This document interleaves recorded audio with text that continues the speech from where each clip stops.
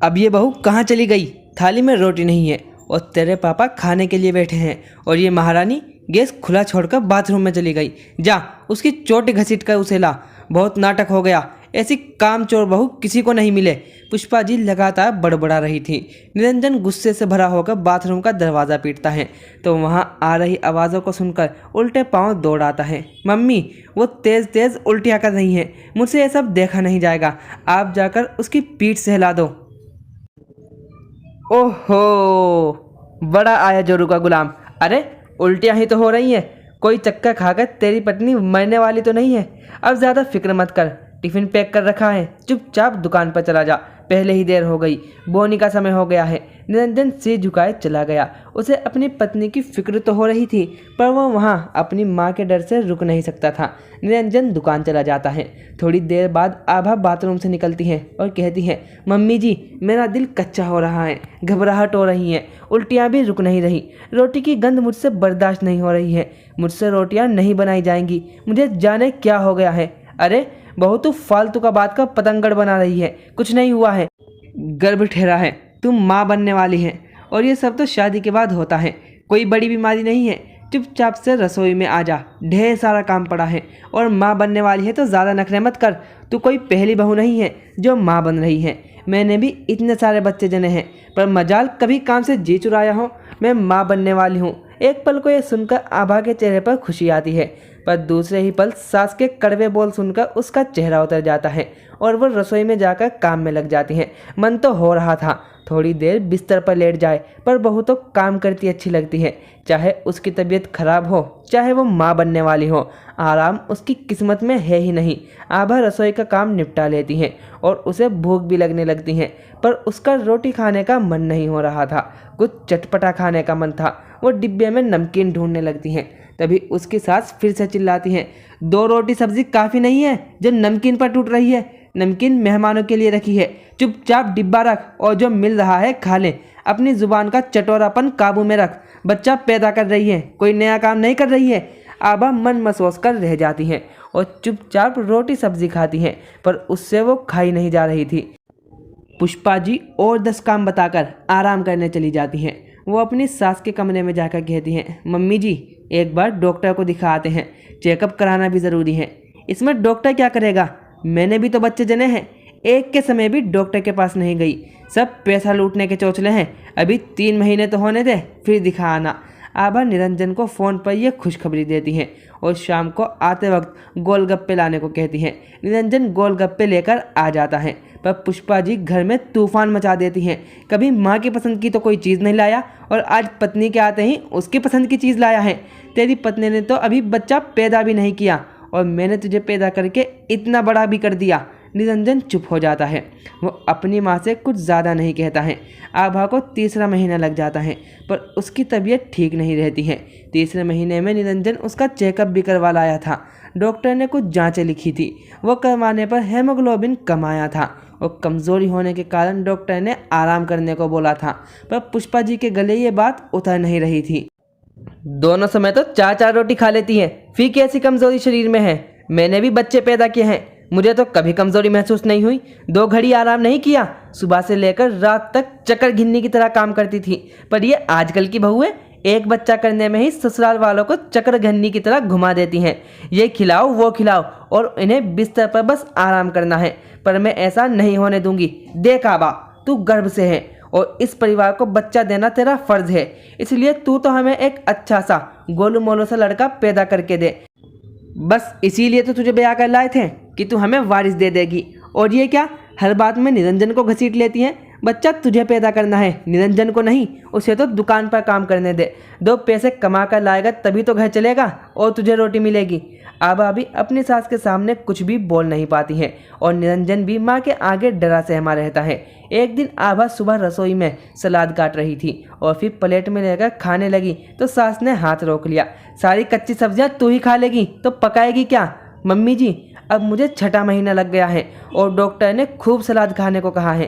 पहले तो उल्टियों की वजह से मैं कुछ खा नहीं पाती थी, पर अब मुझे बहुत भूख लगती है और मेरा वज़न भी बढ़ रहा है, तो डॉक्टर ने कहा है कि रोटी कम खाओ और सलाद और फल ज़्यादा खाओ।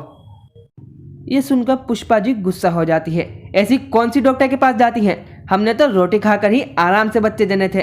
तुम लोगों के तो बहुत नखरे हैं। फिर रसोई की ओर नजर दौड़ाती हैं। ओहो, पूरी रसोई बिखरी हुई है, सिंक बर्तनों से भरा हुआ है और महारानी को सलाद खाना है। ये सब छोड़, पहले रसोई तो संभाल ले, बर्तन निपटाकर रात के खाने की तैयारी कर ले। हम क्या भूखे रहेंगे? आभा हर बहू का कर्तव्य होता है, वो ससुराल में सास ससुर की सेवा करे और उन्हें समय पर खाना बना कर दे। पर मैं आजकल देख रही हूँ तुझे बहुत आलस आता है, काम भी धीरे धीरे करती है, जरा भी काम पर ध्यान नहीं है। तू कोई दुनिया की पहली बहू नहीं है जो माँ बन रही है, सिर्फ अपना और अपने बच्चे का ही ध्यान रखती है। सास ससुर की तो तुझे जरा भी परवाह नहीं है। ये कहकर पुष्पा जी पाँव पसार कर सोफे पर बैठ जाती हैं। आभा का अब वजन भी बढ़ गया था, सांस भी फूलती थी, पैरों में सूजन रहने लगी थी। पहले की तरह फुर्ती से काम नहीं कर पाती थी। गर्भावस्था में वैसे भी थकान जल्दी आ जाती है। सास है कि 2 घड़ी आराम करने नहीं देती थी। वो तो बस चाहती थी बहू मशीन की तरह लगी रहे और हर काम कहते ही कर जाए। पर आभा कमज़ोर होने के साथ साथ बीमार भी हो रही थी। दिन भर शारीरिक रूप से थक तो जाती थी, उस पर दिन भर सास ताने, उल्हाने, शिकायतें और मानसिक रूप से भी परेशान कर रही थी। अपने पति निरंजन को कुछ कहती, पर निरंजन अपनी माँ को कुछ बोल नहीं पाता था। वो बस कमरे के अंदर ही आभा का साथ दे पाता था। आभा को अब 7वां महीना लग गया था। अब वो और भी परेशान रहने लगी थी। रात भर सो नहीं पाती थी और सुबह जब आंख लगती तो उठने का समय हो जाता था। अब तो पुष्पा जी उसे रोज देरी से उठने का ताना देती और फटकार लगाती थी। उनकी यही अपेक्षा रहती थी कि बहू पहले की तरह 5 बजे उठे, जल्दी से काम निपटाए और सास ससुर की सेवा भी करे। निरंजन कुछ बोल नहीं पाता था। वो अपनी माँ का सम्मान करता था और उनकी किसी बात का विरोध नहीं कर पाता था। एक दिन आभा की सुबह नींद नहीं खुली और पुष्पा जी दरवाज़ा पीटने लगी तो उसकी नींद खुल गई। बहू जल्दी चाय बना कर दे, तेरे ससुर जी चाय के बिना बैठे हैं।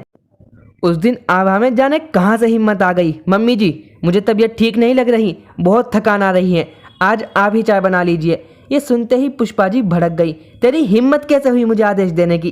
तू ही चाय बनाएगी? और ये सब बहू का काम होता है, सास का नहीं। बच्चा पैदा करने के नाम पर अच्छा काम ना करने का बहाना बनाया है। मम्मी जी, ये बच्चा अकेले मेरा नहीं है, तो इस बच्चे को पैदा करने की जिम्मेदारी भी अकेले मेरी नहीं है। आपका बेटा भी इसका बराबर जिम्मेदार है, तो उसे भी जिम्मेदारी लेनी चाहिए। और ये आपके खानदान का है, आपका अंश है, तो आप सबकी भी इसकी जिम्मेदारी बनती है। और आप मेरा और होने वाले बच्चे का ध्यान रखें। ये बच्चा आपका भी कहलाएगा, तो आप सबका फर्ज नहीं बनता है कि आप अपने परिवार में आने वाले बच्चे का ध्यान रखें।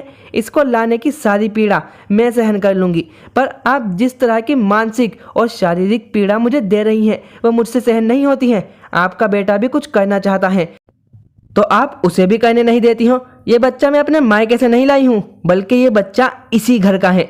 आप लोगों को ये समझ क्यों नहीं आता कि जब बच्चे की माँ इतनी तकलीफ झेलेगी तो होने वाला बच्चा कैसे स्वस्थ होगा? माँ के तनाव का असर बच्चे पर भी तो पड़ेगा।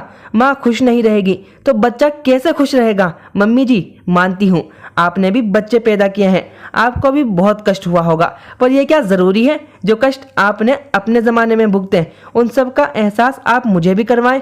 मैंने तो आपको वो कष्ट नहीं दिए थे, जो फिर मैं ही सज़ा क्यों भुगतूं, जबकि मेरा कोई दोष नहीं है। फिर अपने पति निरंजन की तरफ देखकर बोलती है, काश तुम मुझे समझ पाते, एक गर्भवती पत्नी का दर्द महसूस कर पाते। तुमने 7 फेरे लिए थे, 7 वचन दिए थे, पर एक का भी निर्वाह नहीं कर पा रहे हो। पत्नी सिर्फ पति की जिम्मेदारी होती है, किसी और की नहीं। जब एक पति अपनी पत्नी का ध्यान रखता है तो उसे किसी और की ज़रूरत ही नहीं रहती है। वो एक अकेला काफ़ी होता है जो अपनी पत्नी को खुश रख सकता है। ये बच्चा आपका भी है, तो आपकी भी जिम्मेदारी बनती है। आप मम्मी जी का सम्मान करते हो, ये अच्छी बात है, लेकिन मम्मी जी से डरकर गलत बात का साथ दे रहे हो। अपनी पत्नी के कष्ट को देखकर भी अनजान हो, उसके लिए कुछ नहीं कर पा रहे हो, ये बहुत गलत बात है। मेरे मन में आने वाले बच्चे के लिए कितने सपने हैं, कितनी खुशी है, पर मैं ज़रा भी खुश नहीं रह पाती हूँ। मेरे पति को मेरी फिक्र सिर्फ कमरे के अंदर ही है, आपको पता भी नहीं है। जब पति पत्नी की फिक्र करता है, उसकी देखभाल करता है, उसका हर समय साथ देता है, तो उसकी आधी पीड़ा तो वैसे भी दूर हो जाती है। अपने पति के भरोसे ही वो तो ससुराल में आती है। मैंने भी आप पर विश्वास किया था, मुझे लगा था आप मेरा साथ देंगे, पर आपने तो मुझे कष्ट में अकेला छोड़ दिया। ये सुनते ही निरंजन की आंखें झुक जाती हैं। वो आभा के सवालों को सुनकर चुप हो जाता है। मम्मी जी, मैं तो ये ही मानकर आई थी कि आप मेरी माँ समान हो, इसलिए आपका हर समय कहना माना, आपके अनुसार हर काम किया। पर मुझे क्या पता था कि मेरी माँ ही मुझे इतने ताने देगी। बहू घर के लिए सब करती है, पर फिर भी उसके नसीब में सास के ताने उल्हाना ही क्यों आते हैं। वो हर कष्ट सहकर भी अपनी जिम्मेदारी निभाती है, पूरे ससुराल वालों की सेवा करती है, पर जब वो कष्ट में होती है तो उसे अकेला क्यों छोड़ दिया जाता है। उससे सब उम्मीद करते हैं कि वो सबका ध्यान रखें, पर जब उसे उम्मीद होती है कि सब उसका ध्यान रखें तो उसकी उम्मीद क्यों टूट जाती है। बहू और पत्नी तो जीवन भर ससुराल वालों की सेवा करते हैं, पर जब वो गर्भवती होती है तभी तो वो उम्मीद रखती हैं कि उसका ध्यान रखा जाए। कुछ महीनों की तो बात होती है, अगर इन महीनों में उसे आराम और सही देखभाल मिल जाती है तो वो जीवन भर ससुराल वालों का गुणगान करती रहती है, और इन्हीं महीनों में उसे दोहरी तकलीफें झेलनी पड़े तो उसके मन में ससुराल वालों के लिए हमेशा की कड़वाहट रह जाती है। पुष्पा जी और निरंजन के पास आभा के सवालों का कोई जवाब नहीं था। वो बहुत शर्मिंदा हो रहे थे। आभा, तुमने हमारी आंखें खोल दी। सास होना जो मैंने सहा था, मैं तुम्हें भी उसका एहसास करवाना चाहती थी, पर यह गलत है। जब मैंने अपने बच्चों को जन्म दिया तब मुझे भी थकान आती थी, आराम करने का मन करता था, पर ऐसे में मुझे सब काम करना पड़ता था। बहुत सारी कड़वाहटें मन में हैं और वो कड़वाहट मैं तुम पर निकाल रही थी, पर अब ऐसा नहीं होगा। मैं भी बराबर मदद कराऊंगी, पुष्पा जी ने कहा। निरंजन, तू भी अपनी पत्नी का ध्यान रखा कर। ये गर्भवती है और ये बच्चा सिर्फ बहू का ही नहीं, हम सबकी भी जिम्मेदारी है। ये कहकर पुष्पा जी रसोई में चाय बनाने चली गई। तो दोस्तों, आपको ये कहानी कैसी लगी कमेंट सेक्शन में ज़रूर लिखिए, और ऐसी और वीडियोस के लिए हमारे चैनल को लाइक, शेयर और सब्सक्राइब करना ना भूलें। मिलते हैं नेक्स्ट वीडियो में। Thank you for watching.